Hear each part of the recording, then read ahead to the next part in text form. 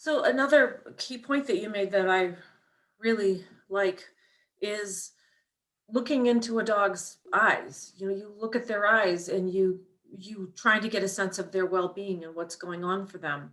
I see many handlers at shows that just, grab a dog and they Mhm. immediately try to make it do what they want. And I have found in my experience, I'll often, I'll always ask, what is your dog's name?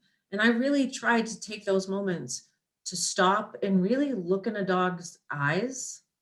And sometimes that in and of itself, I've found, I don't know if this has been your experience, but can really settle a dog in. They feel seen and they can just settle.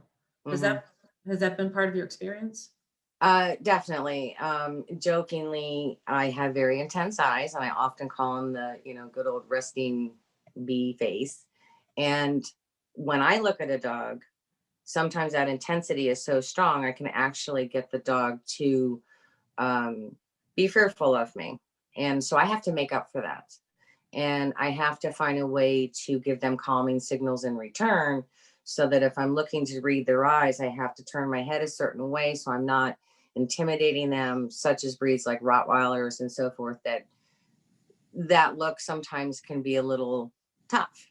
And I find that I agree with you 100%. The first thing I do is ask the name. And when we are in the moments, like we're helping each other, and I run up to help, and I don't know the dog. I don't know the dog's name, and I'll ask right away, what is the name? And if somebody doesn't know, or if it went in one ear and out the other because my head was somewhere else, the first thing I revert back to is what I know they'll know, puppy. And I just start saying, hey, puppers. And the whole attitude starts to change. But I also know they don't know me. They haven't learned to trust me yet.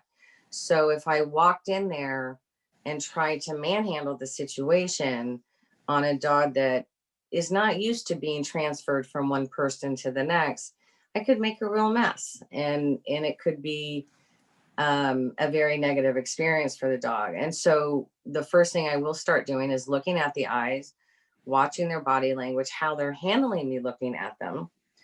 If they're not too happy about it, but I know I can get away with it, I'll keep looking away and get them through.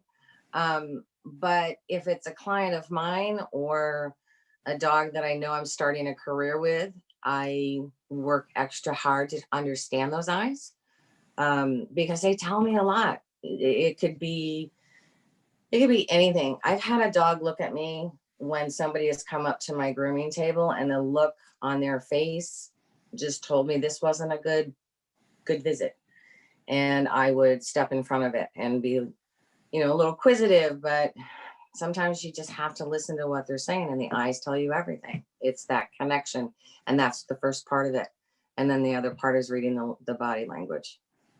Yeah, that's great. I mean, um, such an important piece that is not necessarily taught in healing classes, and but so much of what we're doing is reading body language and, like you said, also sending a certain body language. So if you have a dog that maybe you think challenged too much, just softening up your energy, and whether it's turning to the side, looking down, just kind of um always be aware of what your dog is communicating nonverbally and what you're communicating. Those are really important things that are hard to describe, but so Mhm. important in what we're Very. doing.